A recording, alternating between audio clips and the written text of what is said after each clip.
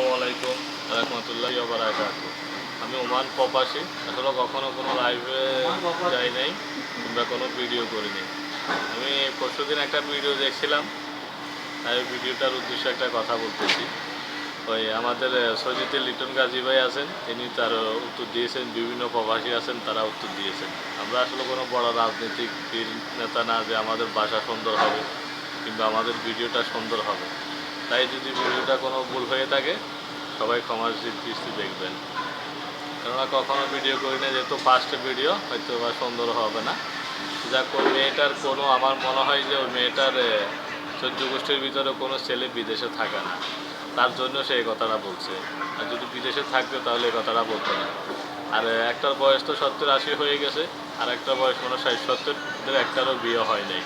তোরা এই কারণে কী করছে, বিভিন্ন প্রবাসী যদি তাদের কাছে বিয়ের জন্য যায়, দেখে যে মেয়েটার চরিত্র খারাপ, তারপরে ওকে বিয়ে না করে, তার জন্য সে এই কথাগুলো বলছে।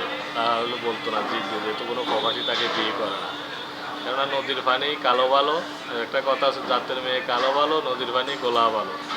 তো জাতের কোনো মেয়ে না, তাই কোনো প্রবাসী যদি দেখতে যায় যে ও জাতের মেয়ে না, তাহলে তাকে বিয়ে না করে চলে আসে। তো তার বয়স হয়ে গেছে, এখনও কোনো একটা গার্লফ্রেন্ড নেই, তার জন্য সে কথা বলছে। তো আমি প্রত্যেক প্রবাসীদের কাছে অনুরোধ করবো যে একটা ভিডিও প্রত্যেকে ছাড়েন, মন্তব্য করেন যে মেয়েটার যেন ফাঁসি হয়। বাংলাদেশে কোনো সংসদ সদস্য বা কোনো সংসদের নেতৃবৃন্দদের কাছে যদি কোনো কথা বলা হয়, তারা মানহানির মামলা করে, যে তাদের মান সম্মান চুকে গেছে। আমরা প্রবাসে এত লক্ষ লক্ষ মানুষ আছি, প্রত্যেক ঘরে ঘরে জনগণ আছে, প্রত্যেক ঘরে ঘরে লোক আছে, একজন করে।